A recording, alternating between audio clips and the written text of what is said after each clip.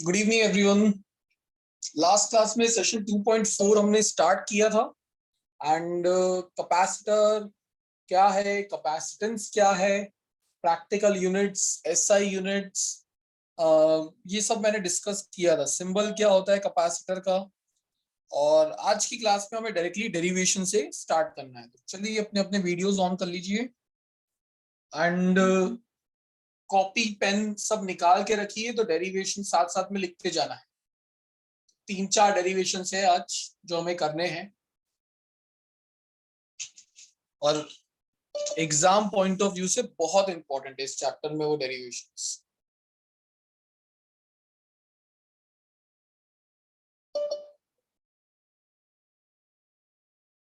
So we'll start in 2 minutes। तब तक के लिए आप अपना कैपेसिटर कैपेसिटेंस का पार्ट रिवाइज कर लो कि कैपेसिटेंस क्या था, कैपेसिटर क्या है, किस पर्पस क्या है उसको सर्किट में यूज करने का, यूनिट्स क्या है, किस पर कैपेसिटेंस डिपेंड करता है, किस पर कैपेसिटेंस डिपेंड नहीं करता है।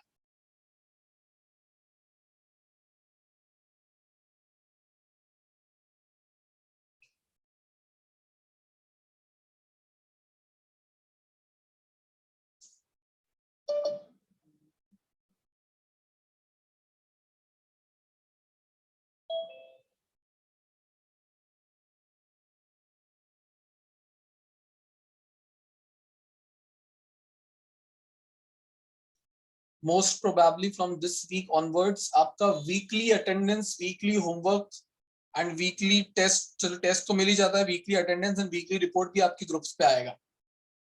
Not in MPN groups, general groups. तो अगर आपका कोई असाइनमेंट का ड्यू डेट मिस हो जाता है तो उस दिन वहां पर वो नॉट सबमिटेड ही आएगा जो रेगुलर ग्रुप में जाएगा, तो वही आपके पेरेंट्स को भी दिखेगा।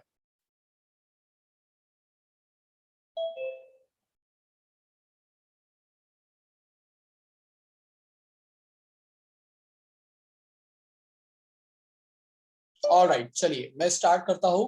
सबसे पहले एक क्विक रिवीजन ले लेते हैं। कैपेसिटर क्या है? कैपेसिटर एक डिवाइस है which is used to store electric energy. किस फॉर्म में ये इलेक्ट्रिक एनर्जी को स्टोर करता है? In the form of electric field. हर कैपेसिटर की एक औकात होती है चार्ज स्टोरिंग, चार्ज को स्टोर करने की। उसी को हम किससे मेजर करते हैं? बेसिकली उसके कैपेसिटेंस से। तो वो जितना ज्यादा उसका कैपेसिटेंस होगा दैट मींस उसकी उतनी ज्यादा चार्ज स्टोरिंग एबिलिटी है, चार्ज स्टोरेज कैपेसिटी है। ये जो चार्ज स्टोरिंग एबिलिटी, जो कैपेसिटेंस है, वो निकालने के लिए हमने फॉर्मूला देखा था C is equal to Q by V। But ये भी हमने देखा कि Q और V पर वो डिपेंड नहीं करता है। वो डिपेंड किस पे करता है? कैपेसिटर के साइज, शेप एंड उन दोनों प्लेट्स के बीच का मीडियम क्या है उस पे वो डिपेंड किया करता है। ऐसा यूनिट ऑफ कैपेसिटेंस था फैरेड, बट प्रैक्टिकली हमको जो भी न्यूमेरिकल में मिलने वाली वैल्यूज वो milli farad, micro farad, pico farad इसी में मिलेगा। तो अब हमें अलग अलग केस में कैपेसिटेंस क्या कितना होता है किसी भी कैपेसिटर का, उसके फॉर्मूलेज डिराइव करने हैं। सो पहला वाला केस है capacitance of parallel plate capacitor. अब कोई भी डेरिवेशन, मतलब बेसिकली यहाँ पे जो 3 डेरिवेशन में करवाऊंगा उसमें सेम स्टेप्स फॉलो करवाऊंगा, सेम। तो वो स्टेप्स क्या होंगे वो आप सबसे पहले लिख के रखिए। पहला स्टेप है हमारा, स्टेप्स टू फॉलो करके लिख लो जो हम फॉलो करने वाले हैं।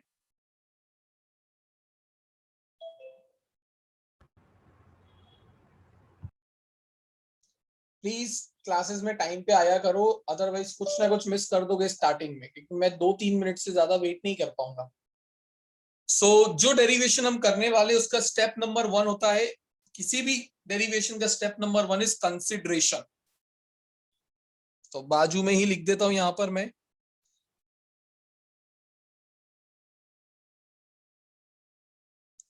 कंसिडरेशन के बाद हम डायग्राम बनाएंगे। डायग्राम के बाद हम इलेक्ट्रिक फील्ड फाइंड आउट करेंगे। इलेक्ट्रिक फील्ड के बाद हम पोटेंशियल डिफरेंस फाइंड आउट करेंगे एंड देन लास्ट स्टेप होगा कैपेसिटेंस। तो ये 5 स्टेप से 3 डेरिवेशन बन जाते हैं आपके। तो मतलब अगर आपको पिविटल पॉइंट्स वो पॉइंट्स जिनके अराउंड एक डेरिवेशन घूमता है, अगर ये 3 याद रखने के लिए चाहिए तो ये 2 तो याद होने ही चाहिए। फिर क्या, EVC, electric field, potential difference and capacitance.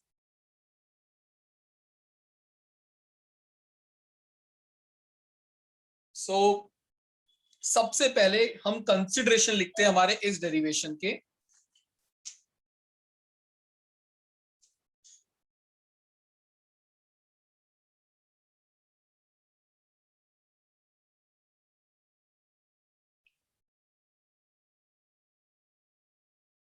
First, सबसे पहले कंसिडरेशन होगा कि भाई हमें कैपेसिटर के लिए 2 प्लेट्स की जरूरत पड़ती है, 2 कंडक्टिंग प्लेट्स की। एक पर होगा पॉजिटिव चार्ज, एक पूरी प्लेट पर होगा नेगेटिव चार्ज। जिस पर पॉजिटिव चार्ज होता है उसकी हम surface charge density plus sigma बोलते हैं, और जिस पर नेगेटिव होता है उसको माइनस सिग्मा से रिप्रेजेंट करते हैं। तो 2 plates having surface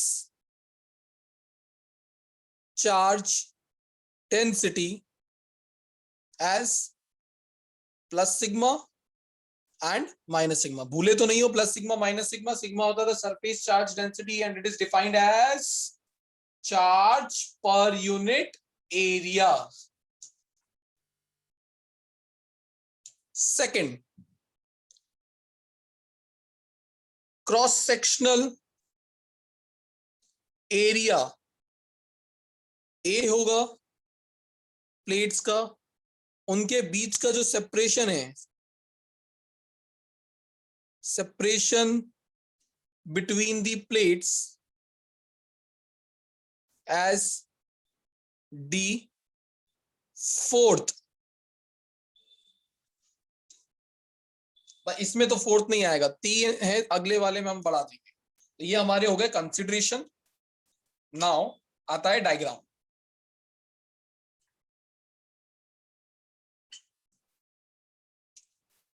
डायग्राम में हमने ले ली 2 कंडक्टिंग प्लेट्स,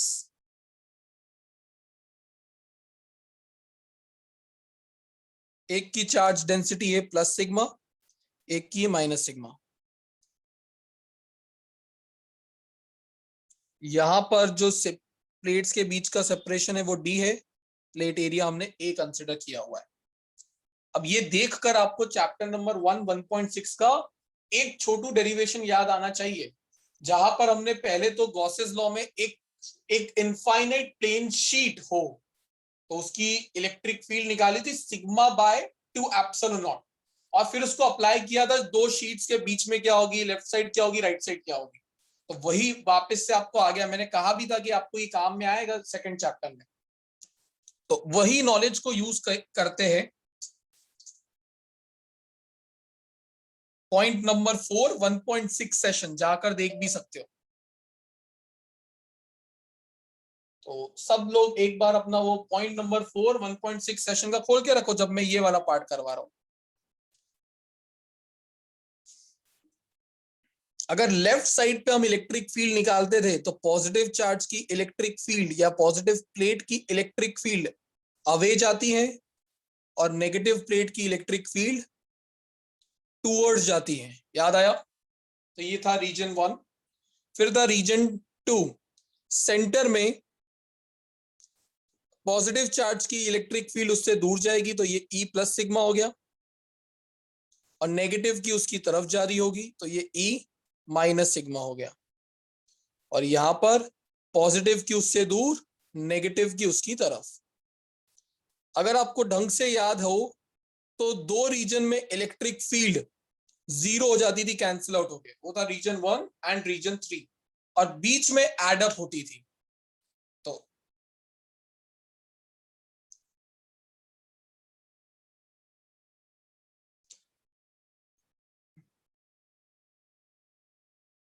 तो यहां पर मैं डायरेक्टली बीच में निकाल रहा हूं, ये वाला पार्ट आप खुद नोट्स में से देख लेना, मेरे काम वाला मैं इधर लिख रहा हूं।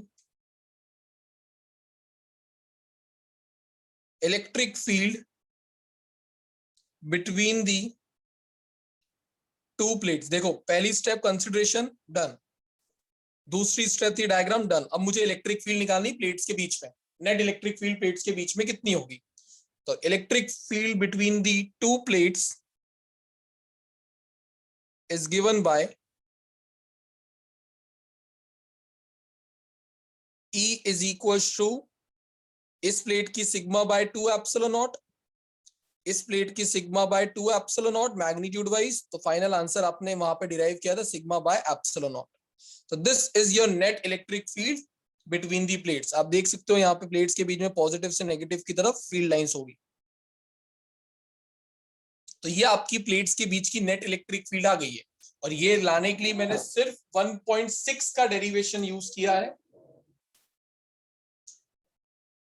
नाउ इलेक्ट्रिक फील्ड के बाद क्या होता है? Potential difference. तो नेक्स्ट पॉइंट मेरा आ जाता है potential difference between the two plates is given bye. Plates के बीच में पोटेंशियल डिफरेंस निकालने के लिए ये फॉर्मूला यूज करूंगा। पता है कहां से आया? इसी चैप्टर में एक फॉर्मूला डिराइव किया था हमने, dV by d r, minus sign के साथ। मैंने बोला था न्यूमेरिकल और डेरिवेशन में हमें कभी इसको v बाय आर लिख देंगे, कभी v बाय डी लिख देंगे, नीचे डिस्टेंस ही। तो वहां से मैंने v को सब्जेक्ट बना रखा है। v क्या हो गया? e into D. याद रखना, बहुत काम का फॉर्मूला है। अब नेट इलेक्ट्रिक फील्ड कितनी निकल के आई आपकी प्लेट्स के बीच में अभी हाल? Sigma by epsilon naught, d as it is. और अभी हमने बात किया था सिग्मा क्या होता है? Charge per unit area. तो अगर मैं सिग्मा की जगह Q बाय ए लिख दूं और बाकी सब एज इट इज, तो ये कुछ आपको ऐसा दिखेगा। कोई डाउट यहां तक? डेरिवेशन खत्म। लास्ट स्टेप, कैपेसिटेंस निकालना है। कैपेसिटेंस का फॉर्मूला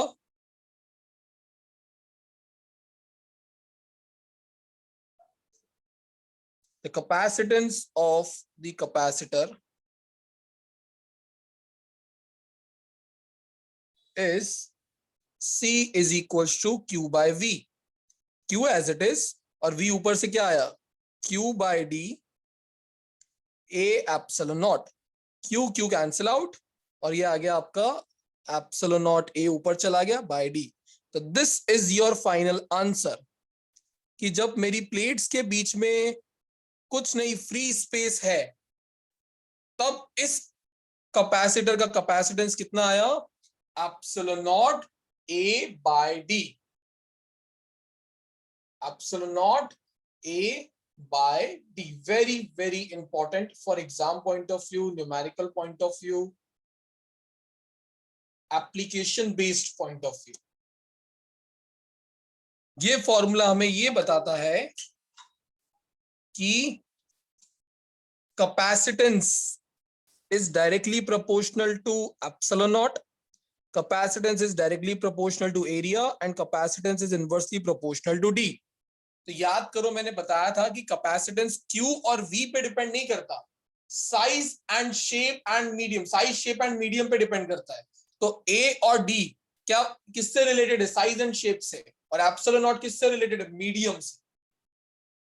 तो ये आपका आता है capacitance of parallel plate capacitor, epsilon naught A by D। इस डेरिवेशन में किसी को कोई डाउट है? आप पूछ सकते हो।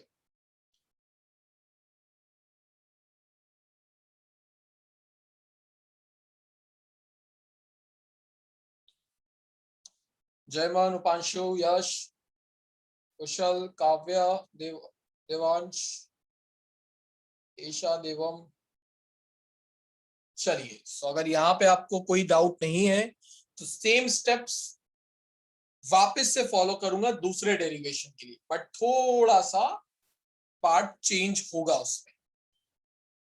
अब हम क्या करते हैं, एक चीज बताओ, अगर कैपेसिटर एक ऐसा डिवाइस है जिसको हम चार्ज एनर्जी स्टोर करने में यूज कर रहे हैं, तो हम तो चाहेंगे कि ज्यादा से ज्यादा एनर्जी स्टोर हो, सो दैट लंबे समय तक चले, बहुत टाइम तक हम उन्हें कैरी भी कर सके। हमारा आज का जो टाइम, करंट टाइम चल रहा है, वो पूरी मेहनत गवर्नमेंट इसी पे लगाती है कि जो एनर्जी हमारे पास है उसको ज्यादा से ज्यादा स्टोर करवाई जा सके, तो ही उसका फायदा है। नहीं तो एनर्जी तो हमारे आजू बाजू सब जगह है। सन क्या है, बहुत बड़ा सोर्स है एनर्जी का, बट क्या स्टोर करवा पा रहे हैं? बहुत कम। अलग अलग सोलर सेल्स पे काम किए जा रहे हैं, एक ही तरीका है। तो मेरा यहाँ पर भी पर्पस क्या है कि मैं ज्यादा से ज्यादा एनर्जी स्टोर करवा सकूं। अब अगर मुझे ज्यादा से ज्यादा एनर्जी स्टोर करनी है तो कैपेसिटेंस ज्यादा से ज्यादा होना चाहिए, बिकॉज कैपेसिटेंस होता क्या था, it is the ability of the conductor to hold या स्टोर इलेक्ट्रिक चार्जेस। तो अगर मैं इन प्लेट्स के बीच का मीडियम चेंज कर दूं तो यहां पे फिर भी एप्सिलॉन नॉट ही आएगा। एप्सिलॉन नॉट क्या होता था, permittivity of free space.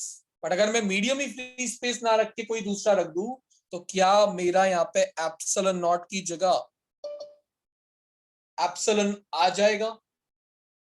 Epsilon क्या होता था, परमिटिविटी ऑफ गिवन मीडियम।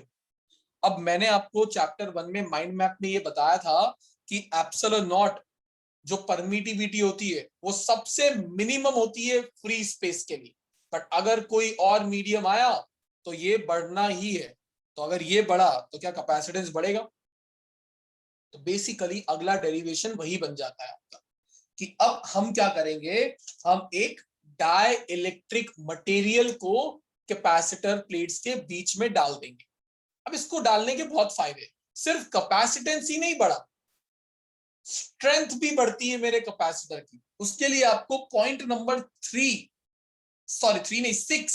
और 7 ये पढ़ना पड़ेगा, 7 वाला पॉइंट। और जिसने वीडियो देखा है उसको ये एक डाई इलेक्ट्रिक ब्रेकडाउन का मीनिंग पता लगा होगा वहां कि लिमिट ऑफ चार्जिंग में कि आप कितना भी चार्ज लिमिट ये स्टोर नहीं कर सकते हो। एक सर्टेन टाइम के बाद एयर का डाइलेक्ट्रिक ब्रेकडाउन हो जाता है, आयनाइजेशन हो जाता है, और वो इंसुलेटर की तरह बिहेव ना करके कंडक्टर की तरह बिहेव करने लग जाती है।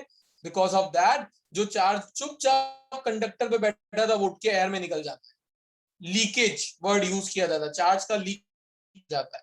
ये सब चीजें मैंने वहां बताई थी।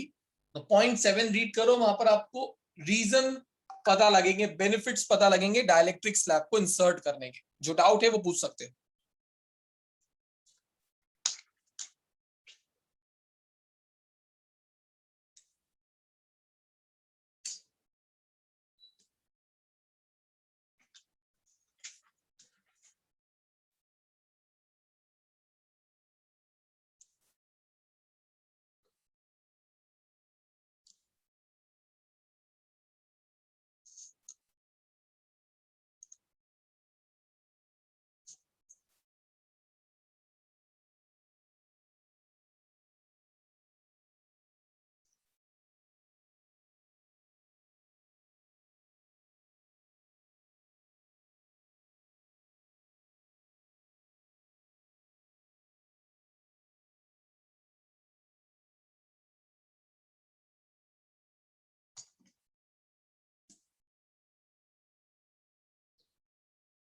कौन कौन से 5 पॉइंट डेरिवेशन में हम करते थे? पॉइंट नंबर 1 रिकॉल करो दिमाग में, देखना मत। पहला था कंसिडरेशन, दूसरा था डायग्राम, थर्ड था इलेक्ट्रिक फील्ड निकालेंगे, फोर्थ इलेक्ट्रिक पोटेंशियल निकालेंगे, और फिर कैपेसिटेंस। तो जैसे पीवीसी होती है ऐसे ही यहाँ पे ईवीसी निकालने, लास्ट 3 पॉइंट याद रखिएगा ये बकवास ईवीसी। सो जैसे ही आप कोई स्टेप भूलते हो आपको पता लग जाएगा नहीं इलेक्ट्रिक फील्ड निकालनी है, नहीं इसके बाद वी निकालना है, नहीं इसके बाद सी निकालना है। तो बहुत हेल्प करता है आपको डेरिवेशन को लंबे टाइम तक याद रखने में। सो कंसिडरेशंस,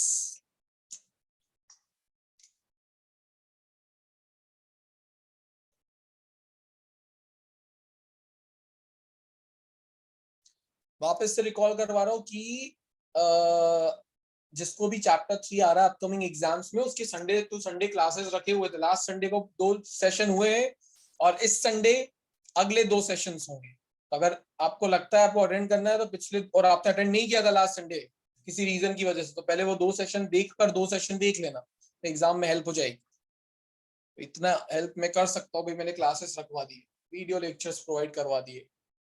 पढ़ना तो आपको ही पड़ेगा। सर वो 2 लेक्चर मतलब वो कहाँ पे होंगे कि मेरे पास वो नहीं आया? वो आपके ग्रुप्स पे एक मैसेज भी करा था सिद्धनाथ सर ने, रिमाइंडर मैसेज भी डाला था, और संडे को मॉर्निंग 9 to 11 की ना मतलब क्लास वो video lecture record. Recorded lecture वहां पे नहीं मिलेंगे, वो तो आपको मांगने, वो तो एक्स्ट्रा क्लासेस है, वो मैं गूगल क्लासरूम पे अपलोड नहीं करवाता। वो सिद्धनाथ सर को कांटेक्ट करो, उनका नंबर ना हो तो मुझसे ले लेना, वही क्लासेस भी ले रहे हैं तो वो आपको प्रोवाइड कर देंगे। ठीक है। कंसिडरेशन, कंसिडरेशन वही रहने वाले, पहले 3 तो जो मैंने आपको लिखवाए थे, तो फटाफट फटाफट वही लिख दो अगर याद है बिना देखे तो। पहला था कि प्लेट्स की जो चार्ज डेंसिटी थी वो प्लस सिग्मा और माइनस सिग्मा थी। तो 2 plates having surface charge density as plus sigma and minus sigma. Second, cross sectional area A. Third, separation between the plates as D. ये 3 तो वहां पर भी थे। एडिशनली यहां पे किया क्या हमने, हमने एक डाइलेक्ट्रिक स्लैब को डाल दिया है। तो a dielectric slab of dielectric constant K is inserted between the plates और उसका थिकनेस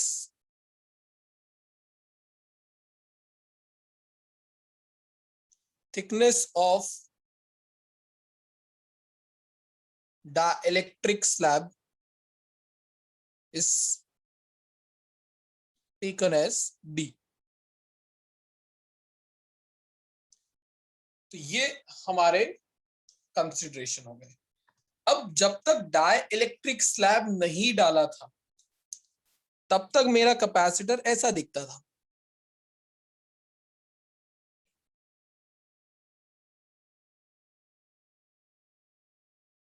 प्लेट्स के बीच का separation D, area A, surface charge plus sigma और यहाँ पे माइनस सिग्मा।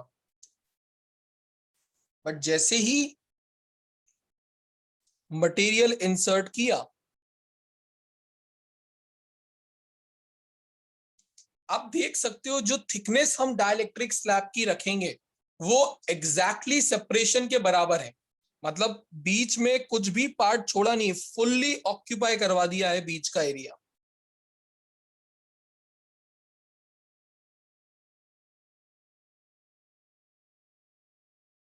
तो ये हमारा प्लेट्स के बीच में हमने पूरी तरीके से एक डाइलेक्ट्रिक मटेरियल डाल दिया।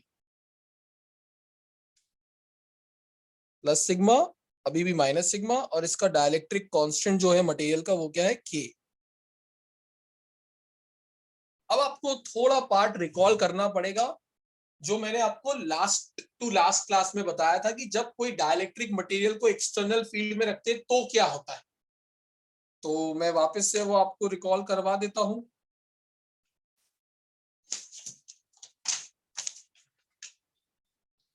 कि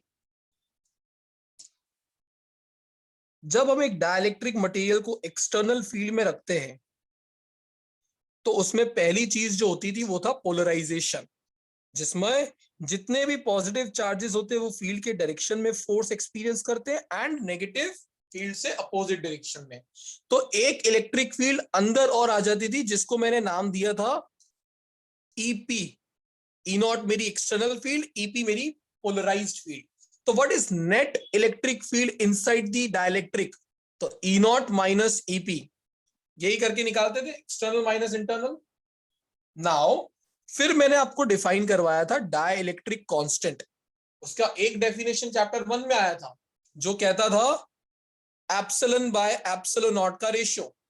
दूसरा डेफिनेशन 2.3 में मैंने बताया, it is defined as the ratio of original electric field to reduce electric field. Point number 7 double star भी मार्क करवाया था मैंने, इस पे स्टार मार्क करके रखना। अब ये मेरी नेट इलेक्ट्रिक फील्ड है, तो मैंने इसको क्या लिख दिया, E naught by E, E naught minus EP को मैं ई से रिप्लेस कर रहा हूं। तो what would be the value of E, that is net electric field inside the dielectric in terms of original electric field, E naught by के।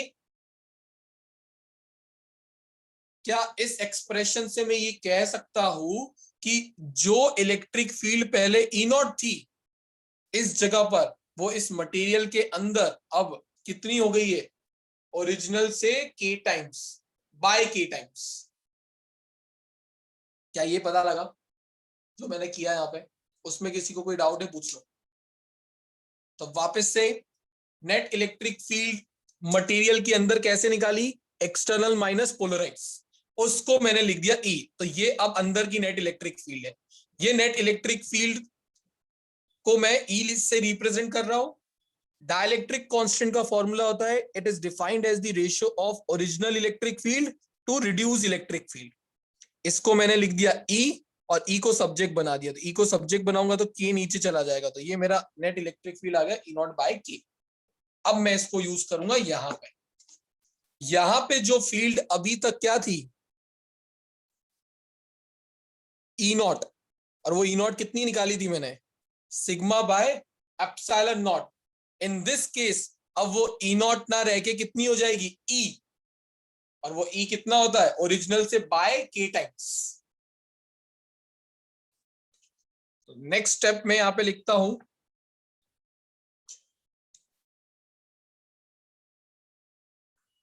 when no dielectric slab was inserted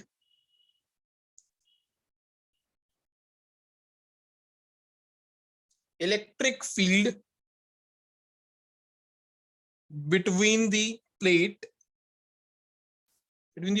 is given by E naught is equals to sigma by epsilon naught, और sigma is nothing but charge per unit area। तो ये तो पहले की situation हो गई जब कुछ नहीं था, बट अब तो है। तो when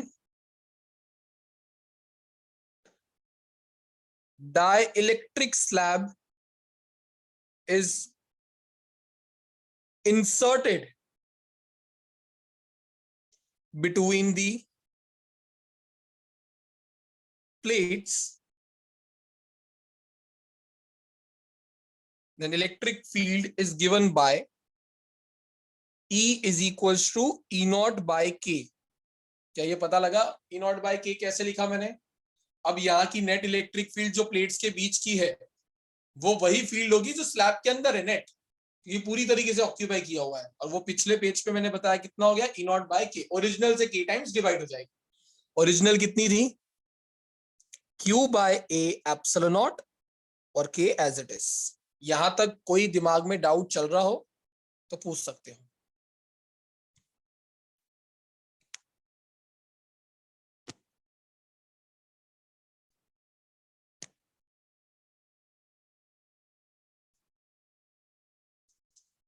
तो रूल के मतलब स्टेप्स के accordingly consideration done, diagram done, electric field done. Next 2 steps कौन से, ई हो गया। अब क्या बचा, ई वीसी, वीसी निकालना है।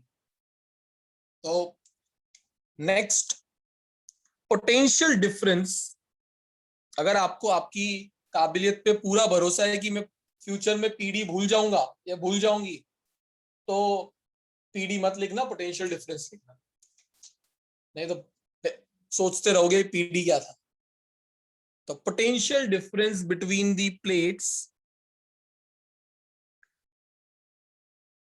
इज गिवन बाय बिना देखे सोचो, पोटेंशियल डिफरेंस का फॉर्मूला इलेक्ट्रिक फील्ड के टर्म्स में क्या बताया था पिछले डेरिवेशन में? V is equals to E into D. Now net electric field यहाँ पे कितनी मिली? Q by A epsilon naught K और D एज इट इज। सिर्फ इलेक्ट्रिक फील्ड का वैल्यू सब्स्टिट्यूट कर दिया ऊपर से। और लास्ट स्टेप क्या था? कैपेसिटेंस। तो capacitance of the capacitor is given by C is equals to Q by V. Q as it is और V की जगह क्या लिख दोगे? Q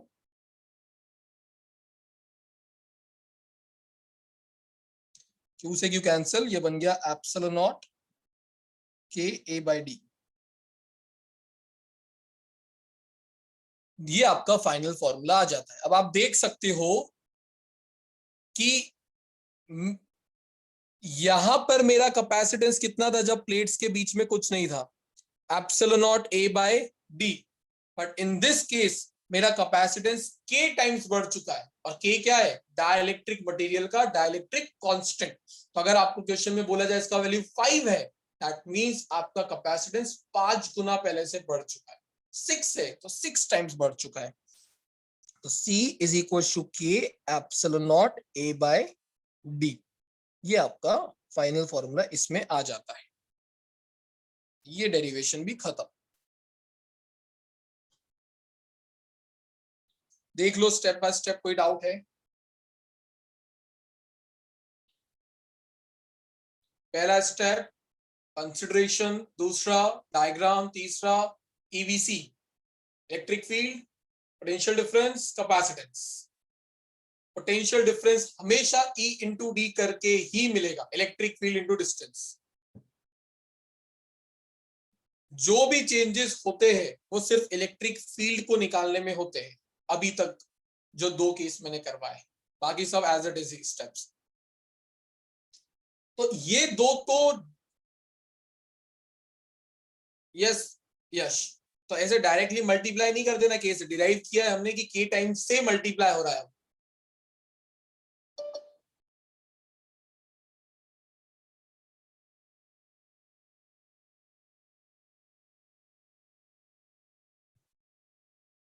yes please. सर आप वो पेज दिखाओगे जहाँ पे ई हमने डिराइव किया था छोटा सा? यस मिस्टर वरुण, तू सिर्फ 34 मिनट्स लेट है क्लास में, ज्यादा नहीं, जल्दी नहीं आ गया? पेज किधर गया यार? ये भी लिख के रखिए आप, कहां से आया? बाजू में ही उस डेरिवेशन,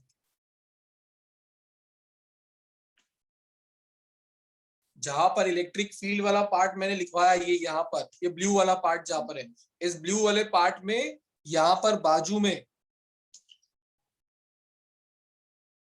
लिख के रखिए।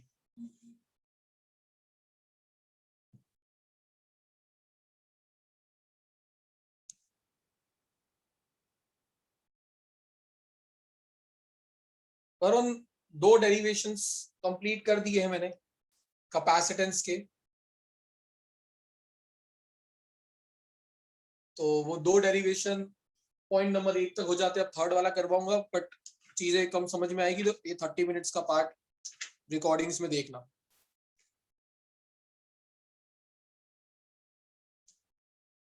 करें नेक्स्ट डेरिवेशन, नो प्रॉब्लम वाला। होमवर्क बस 2 बार करवाऊंगा अब तुझसे, और क्या है, 30 मिनट्स ही तो लेट है। सो अब ये थर्ड डेरिवेशन में डेरिवेशन नहीं बोलूंगा, और आप शायद एनसीईआरटी में देखोगे तो वो एज अ डेरिवेशन दिया भी नहीं होगा। वो एक न्यूमेरिकल है एक टाइप का, तो करवा एज अ डेरिवेशन रहा हो, बट डेरिवेशन की तरह कंसिडर मत करना। वो न्यूमेरिकल में उस टाइप के क्वेश्चंस बहुत आते हैं।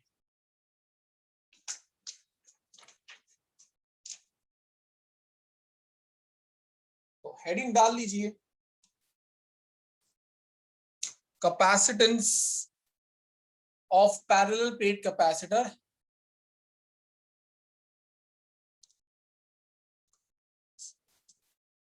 capacitance of a parallel plate capacitor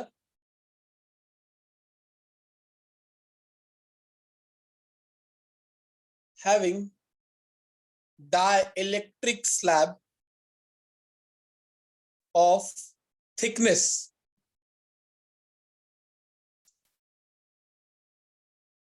अब थिकनेस T कंसीडर की गई है, मतलब ये केस में हम जो डाइलेक्ट्रिक स्लैब इंसर्ट करने वाले हैं वो पूरी तरीके से प्लेट्स के बीच का डिस्टेंस और एरिया ऑक्यूपाई नहीं करेगा, कुछ करेगा कुछ छोड़ देगा। तो basically this is the combination of first two derivation. सबसे पहला हमारा स्टेप्स हमने जो सीखा आज वो था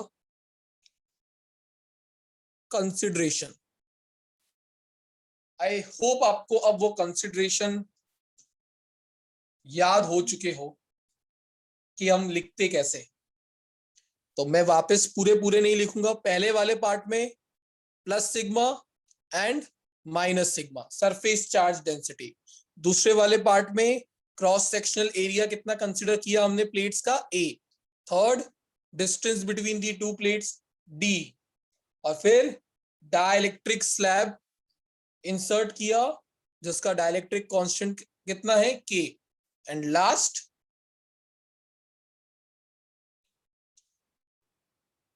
thickness of the dielectric slab is taken as T.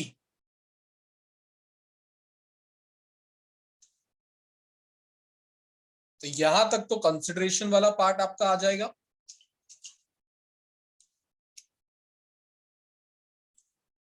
इसके बाद डायग्राम।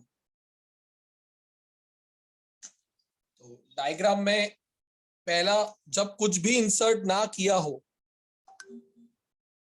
कुछ भी, तो यहां पे प्लेट्स के बीच का सेपरेशन था D, ये सिचुएशन नो डाइलेक्ट्रिक स्लैब वाली है। और अब अगर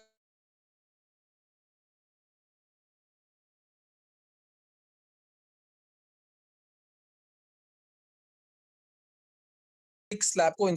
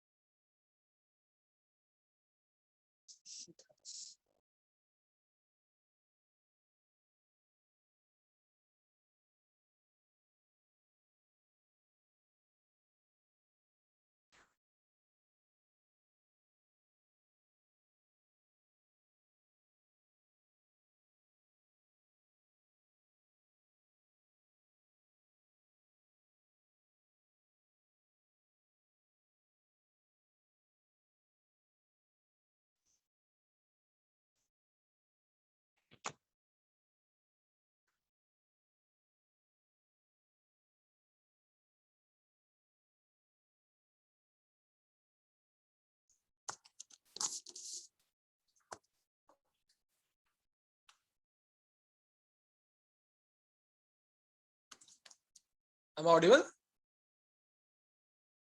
Alright, okay, ठीक है, मेरे दूसरे डिवाइस पर सॉरी।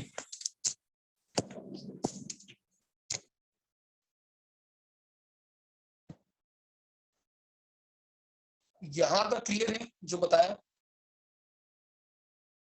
वापस से मैं रिपीट कर देता हूँ। दीप, आप होस्ट बन चुके हो, तो क्लास तो मुझे ही लेना पड़ेगा फिर भी, तो मुझे होस्ट बना सकते हो वापस?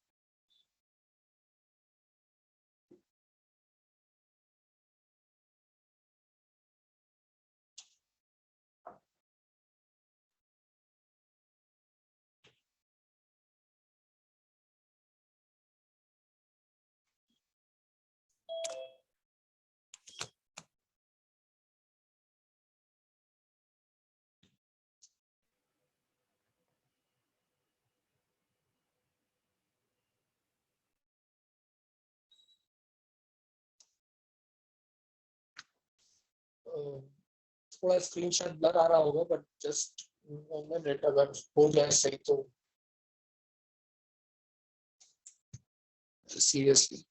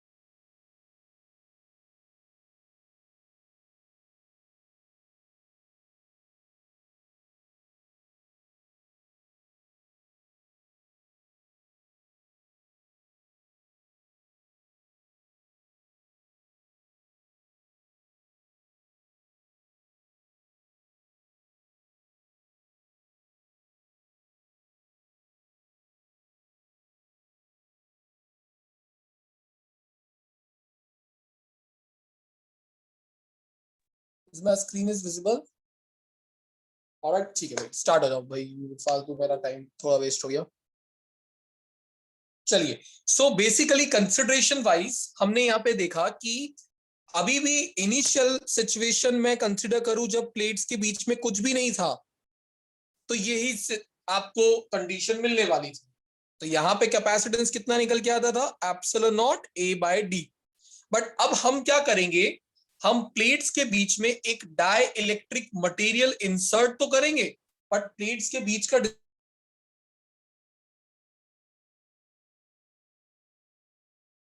हमने एक टी थिकनेस का डाइलेक्ट्रिक मटेरियल इंसर्ट कर दिया अंदर, जिसका डाइलेक्ट्रिक कांस्टेंट क्या है? के,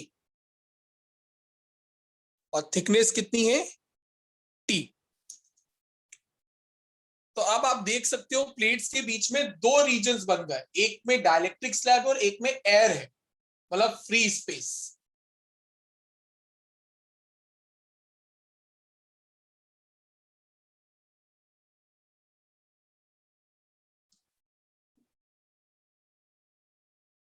सो वापस से नेक्स्ट पॉइंट वही लिखूंगा कि अगर प्लेट्स के बीच में स्लैब नहीं होता,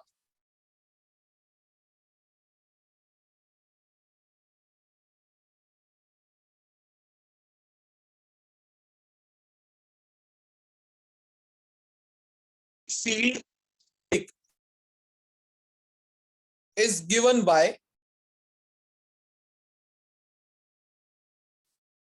मतलब ये वाले रीजन में कितनी इलेक्ट्रिक फील्ड होगी, तो वही इनिशियली कितनी यहाँ पे E naught, which is sigma by epsilon naught. और ये कितने डिस्टेंस के लिए है? D minus t. यहां पर ये एयर वाला डिस्टेंस को मैं डी माइनस टी कंसिडर करूं तो किसी को प्रॉब्लम तो नहीं है ना? तो ये वाली इलेक्ट्रिक फील्ड सिर्फ इस एयर वाले पार्ट की है, और वो डिस्टेंस कितना होगा? थिकनेस को हटा दो डी में से, तो डी माइनस टी, तो acts over a distance of D minus T. Now अब हम निकालते हैं डाइलेक्ट्रिक स्लैब की इलेक्ट्रिक फील्ड।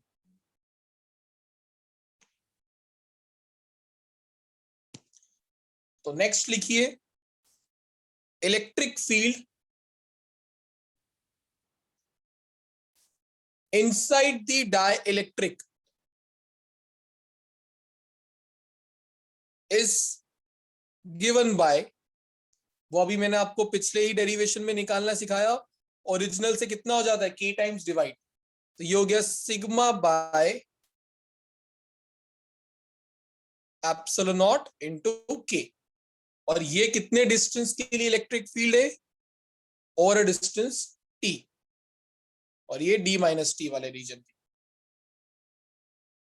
तो अब मुझे स्लैब के अंदर की फील्ड मिल गई है, एयर वाले रीजन की फील्ड मिल गई है। तो अब मुझे नेक्स्ट स्टेप क्या होता था इलेक्ट्रिक फील्ड के बाद, पोटेंशियल डिफरेंस निकालना। तो पोटेंशियल डिफरेंस कैसे निकालेंगे आप वो देखो। Potential difference between the plate is given by V is equals to E into D, but यहां पे तो इलेक्ट्रिक फील्ड दो अलग अलग हैं, तो टोटल पोटेंशियल डिफरेंस कैसे निकलेगा, पहले एयर वाले पार्ट का इलेक्ट्रिक फील्ड कितना है, E नॉट, और डिस्टेंस कितना है D minus T, plus dielectric slab में इलेक्ट्रिक फील्ड कितना है E, और डिस्टेंस कितना है थिकनेस T। तो इन दोनों को ऐड करूंगा तो टोटल पोटेंशियल डिफरेंस मुझे मिलेगा। या तक डाउट हो लो तो ही मैं आगे जाऊं, क्योंकि इसके बाद कुछ है भी नहीं है। तो अभी तक हम निकाल क्या रहे, potential difference between two plates. अब वो दो का कॉम्बिनेशन होगा, एक पोटेंशियल डिफरेंस स्लैब के अंदर का होगा वो ये है, और एयर का जो पोटेंशियल डिफरेंस वो ये है। डन, ओके ठीक है भाई। नाउ इस E का वैल्यू कितना है, E नॉट बाई के, और थिकनेस एज इट इज। तो यहां से क्या मैं E नॉट कॉमन निकाल सकता था, yes, D minus T plus T by के, ये आता मेरा निकालने पर। E नॉट क्या था, सिग्मा बाय एप्सिलॉन नॉट,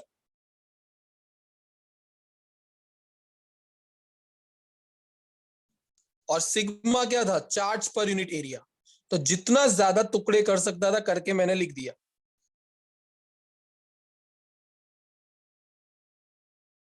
ये आपका नेट पोटेंशियल मिल गया आपको प्लेट्स के बीच का। यहां तक कोई डाउट?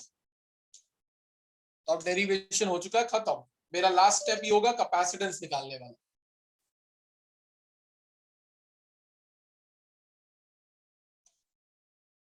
तो कोई भी डाउट हो तो पूछ लो।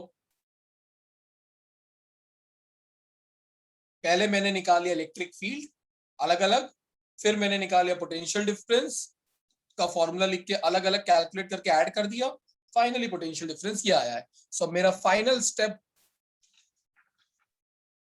होगा कैपेसिटेंस।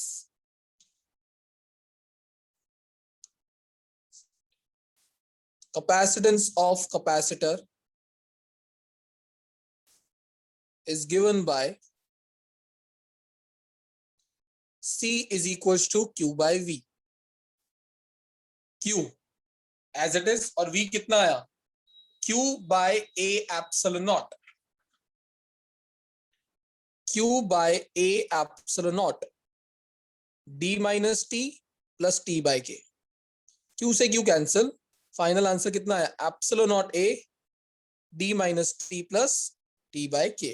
ये पूरा नीचे वाला पार्ट ऊपर शिफ्ट हो गया, और ये आपका फाइनल फॉर्मूला कैपेसिटेंस का आया थर्ड डेरिवेशन।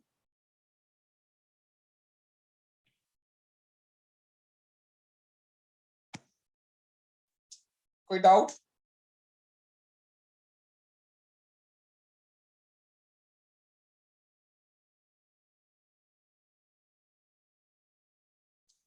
अब स्पेशल केसेस भी लिख लो उसके।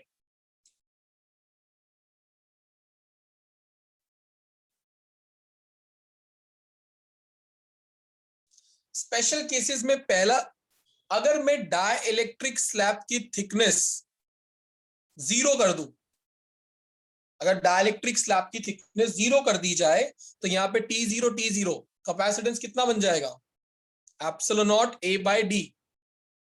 बेसिकली थिकनेस 0 का मतलब क्या है, नो डाइलेक्ट्रिक स्लैब, और नो डाइलेक्ट्रिक स्लैब का मतलब क्या है, केस नंबर 1। तो देखो वही फॉर्मूला बन गया वापस से, epsilon naught A by D। Second, अगर मेरी थिकनेस एग्जैक्टली सेपरेशन के बराबर हो जाए, T का वैल्यू D के बराबर,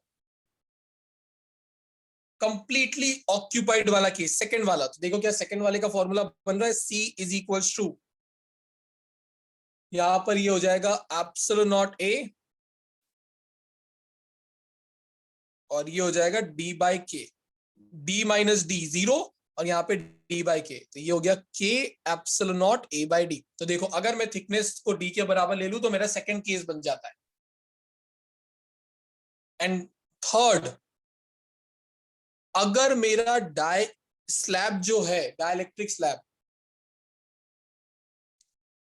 ये न्यूमेरिकल में हेल्प करता है, when slab is made of a metal, metal का मतलब क्या है, कंडक्टिंग स्लैब कर दिया जाए,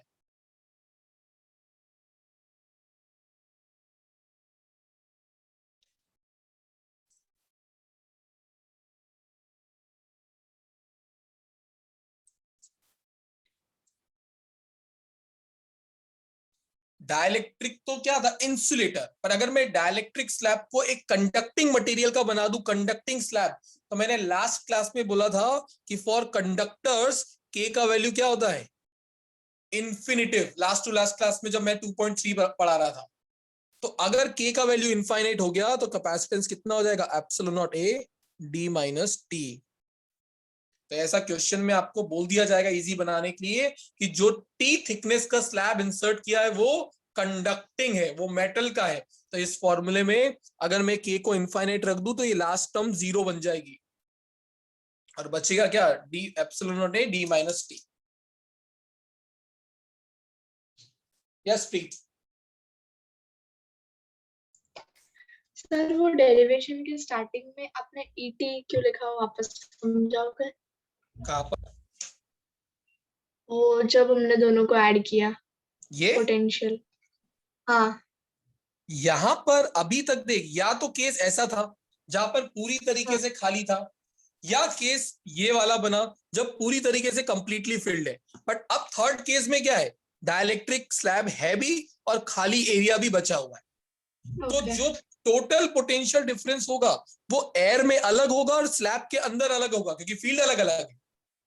हाँ तो यहां की फील्ड क्या थी, E नॉट, और यहां की फील्ड क्या है, E। ओके। यहां वाले एयर वाले रीजन का मैंने पोटेंशियल डिफरेंस कैसे निकाला, वहां की फील्ड और डिस्टेंस कितना है, D में से T को माइनस कर दिया तो D minus T, plus okay slab के अंदर का पोटेंशियल डिफरेंस, तो यहां की इलेक्ट्रिक फील्ड E और उसका थिकनेस T, तो total potential difference between the two plates मिल गया। ठीक है। अब मैंने बाकी तो इस E को E नॉट बाय K से रिप्लेस कर दिया, बाकी maths basic steps. Okay. Alright, तो यहां पर आपका 2.4 हो जाता है कंप्लीट। तीनों डेरिवेशंस में से पहले दो तो बहुत इंपॉर्टेंट है क्योंकि वो एज अ डेरिवेशन पूछे जाते हैं, और ये वाला part for numerical purpose important है, वहां पे आपको इसके ऊपर न्यूमेरिकल्स आ सकते हैं। अलग अलग थिकनेस दे देंगे वो, T का value in terms of D 3/4 1/4, बताओ कैपेसिटेंस कितना होगा, तो वो जब न्यूमेरिकल करेंगे तब करेंगे। अभी तक तीनों डेरिवेशंस में कोई डाउट है तो आप पूछ सकते हो।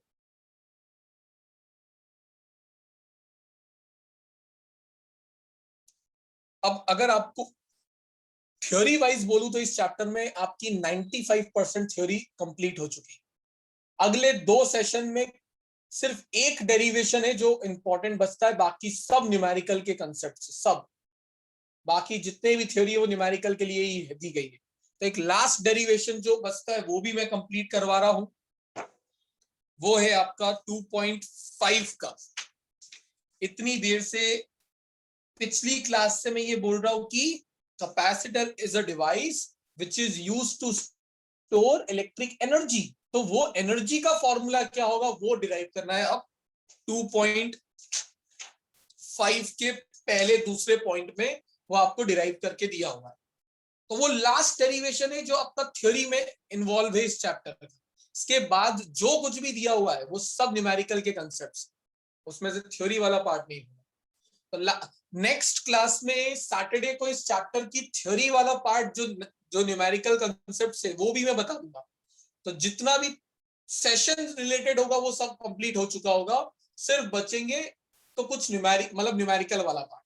तो अगर कुछ टाइम मिलेगा तो 2.4 के न्यूमेरिकल से स्टार्ट करूंगा, और मैं 2.5 के न्यूमेरिकल तो मैं, चलो वो अगली क्लास में डिसाइड करेंगे। एक आध मेरे पास वीडियो भी बना है, बट वो अगली क्लास में डिसाइड करेंगे। अभी डेरिवेशन नंबर 4 आज का। अब पहले तो आपको पॉइंट नंबर 1 में समझाया है energy stored in a capacitor वाला पार्ट। वो पॉइंट नंबर 1 पढ़ो। मैंने आपको चैप्टर के स्टार्टिंग से ही ये बोला है कि एनर्जी का कंसेप्ट हमेशा वर्क से रिलेटेड होता है। जो वर्क आप करोगे वही वर्क स्टोर होता है एनर्जी के फॉर्म में। फिर वो आगे पोटेंशियल एनर्जी का कंसेप्ट मैंने आपको बताया था डाइपोल के केस में, या 10th 11th स्टैंडर्ड में ग्रेविटेशनल पोटेंशियल एनर्जी हो, स्प्रिंग पोटेंशियल एनर्जी हो, कोई भी एनर्जी हो, वर्क से ही होके उसका रास्ता निकलता है। तो यहां पर भी कुछ ऐसा ही है।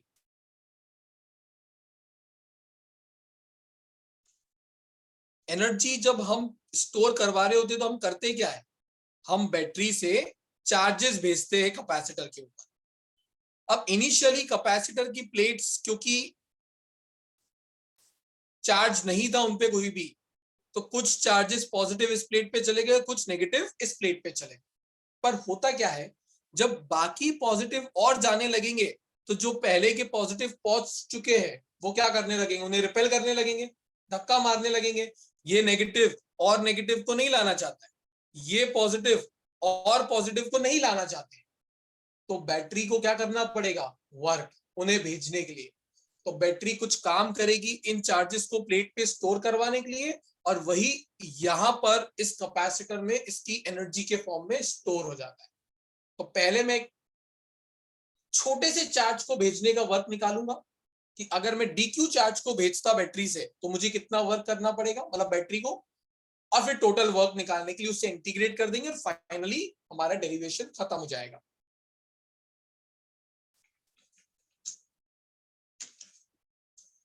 तो सबसे पहले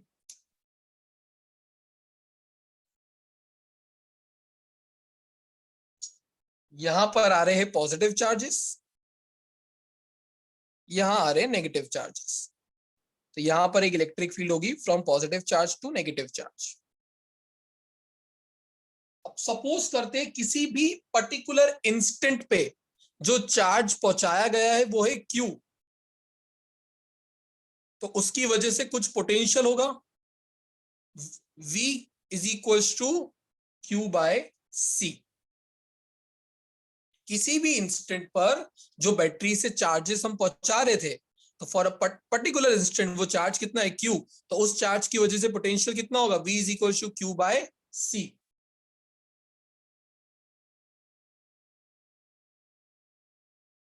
तो अगर मैं एक स्मॉल वर्क निकालू dW, स्मॉल चार्ज dQ पहुंचाने का, तो dW क्या हो जाएगा, QV। ये कौन सा फॉर्मूला था, work done is equal to Q delta V वाला।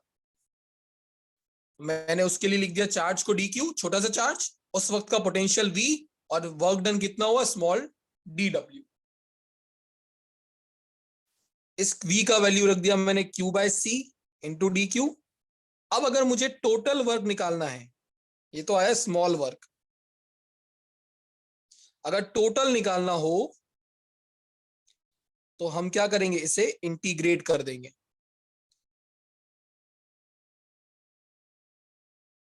कहां से कहां तक, तो इनिशियली कोई चार्ज नहीं था Q, फाइनली कितना चार्ज स्टोर करवाना चाहते हैं हम, कैपिटल Q। तो 0 से कैपिटल Q तक हम इसको इंटीग्रेट करेंगे।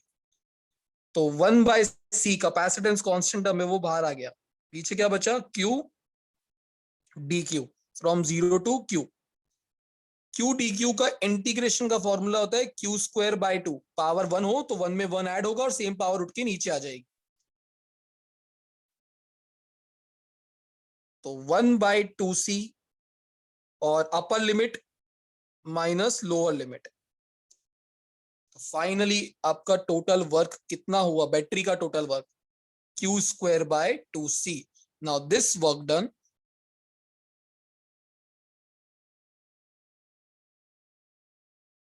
is stored in the form of potential energy या एनर्जी, स्टोर्ड एनर्जी बोल सकते हैं, इलेक्ट्रिक पोटेंशियल एनर्जी। तो ये W किससे रिप्लेस कर दिया, U से, और फॉर्मूला क्या बन गया क्यू स्क्वायर बाय 2c। ये पहला फॉर्मूला एनर्जी स्टोर्ड का आया। यहां तक कोई भी डाउट हो तो पूछ लो। किया कुछ नहीं, स्मॉल वर्क डन निकाल के इंटीग्रेट कर दिया इनिशियल 0 चार्ज से फाइनल कैपिटल Q चार्ज तक। अब सिर्फ जगलिंग करूंगा कुछ फॉर्मूले के साथ और एनर्जी के 2 और फॉर्मूले बनाऊंगा जो आपको न्यूमेरिकल में काम आएंगे। तो we know that Q is equal to क्या होता है CV। तो अगर यहां पे Q की जगह रखूं CV whole square by 2c, ऐसा बन जाएगा। तो ये हो गया C square V square by 2c, C से C कैंसिल, एनर्जी का एक फॉर्मूला और क्या बन गया half CV square. Very very important formula, 90% numerical में यही फॉर्मूला लगेगा एनर्जी का, हाफ CV स्क्वायर। तो एक फॉर्मूला ये आया, दूसरा उसी में वैल्यू को सब्स्टिट्यूट करके अब इन terms of capacitance end voltage ले आया। पोटेंशियल पहले क्या था, चार्ज और कैपेसिटेंस के टर्म्स। थर्ड फॉर्मूला, ऊपर वाले फॉर्मूले को ऐसे लिख सकता हूं, हाफ CV स्क्वायर को CV इंटू V। क्यों लिखा, क्योंकि CV का वैल्यू क्या होता है Q। तो थर्ड फॉर्मूला क्या बन गया हाफ QV। तो 3 पॉसिबिलिटी बन सकती थी, चार्ज और कैपेसिटेंस के टर्म्स में, चार्ज और पोटेंशियल के टर्म्स में, कैपेसिटेंस और पोटेंशियल के टर्म्स में। तो तीनों फॉर्मूले आपको याद रखना है। सबसे ज्यादा यूज होने वाला फॉर्मूला ये ब्लैक वाला है, उसके बाद जो काम आएगा ग्रीन वाला, एंड देन लास्ट में पिंक वाला, न्यूमेरिकल्स और एप्लीकेशन बेस के आंसर करने में।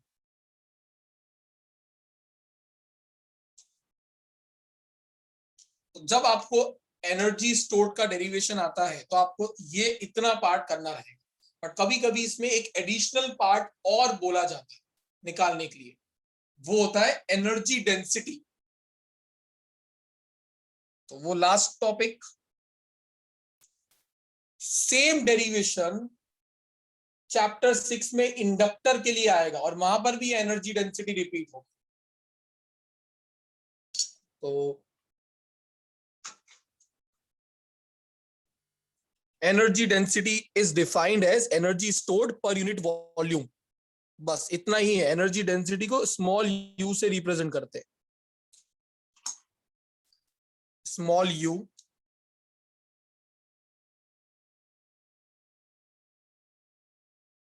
energy density, and it is defined as energy stored per unit volume। तो एनर्जी स्टोर्ड का एक फॉर्मूला हम यूज कर लेते हैं और वो फॉर्मूला है half CV square. Half CV square दिख रहा है, विजिबल है ये लिखा हुआ पेन से, हाफ CV स्क्वायर। और वॉल्यूम का फॉर्मूला क्या होगा, area into distance, A into D। तो ये आ गया आपका स्मॉल u। अब करूंगा क्या, कैपेसिटेंस का फॉर्मूला हमने आज डिराइव किया नॉर्मल केस में एप्सिलॉन नॉट A/D, और ये क्या है पोटेंशियल डिफरेंस। पोटेंशियल डिफरेंस का खुद का फॉर्मूला आज हमको पता है E इंटू D होता है। तो न्यूमरेटर में मैंने वैल्यू सब्स्टिट्यूट कर दी और डिनोमिनेटर एज इट इज रखा हुआ। कैपेसिटेंस की जगह एप्सिलॉन नॉट A/D और पोटेंशियल की जगह E इंटू D। अब आप देखो तो D और ये D स्क्वायर कैंसिल आउट हो जाएगा, एरिया से एरिया कैंसिल आउट हो जाएगा, तो फाइनली कैंसिल आउट होने पे ये बचेगा कितना formula, half epsilon naught E square. तो एनर्जी डेंसिटी आपकी ये निकल के आती है जो न्यूमेरिकल में भी काम आएगी, half epsilon naught E square. और what is energy density, energy stored per unit volume. तो 100% थ्योरी इस चैप्टर की कंप्लीट हो चुकी, जो एज अ थ्योरी पूछी जाती है एग्जाम में। अब सिर्फ जो भी कंसेप्ट होगा वो न्यूमेरिकल रिलेटेड। प्लीज घर पे आज 4 डेरिवेशन मैंने करवाए हैं, अगर आपने इनको रिवाइज नहीं किया, लिखवा भी दिए मैंने आगे अच्छे बात से, रिवाइज नहीं किया तो आप डेफिनेटली भूल जाओ। तो खुद के ऊपर तरस खाना और कर लेना रिवाइज, अदरवाइज नहीं होने वाला है। घर पे बैठ के, और जो भी डाउट निकल के आए जिस भी स्टेप में, मुझसे पूछ लेना, मैसेज कर देना मुझे कि सर ये स्टेप वापस बता दो, मैं ऑडियो मैसेज से समझा दूंगा। बट प्लीज रिवाइज करके आना, नहीं रिवाइज किया तो बस लॉस्ट फील करोगे हर बार। ऑलराइट, चलिए, सो 4 डेरिवेशन तक रुकने के लिए जो रुके हैं धन्यवाद, और 5-10 मिनट पहले छोड़ देता हूँ, तो बाय बाय।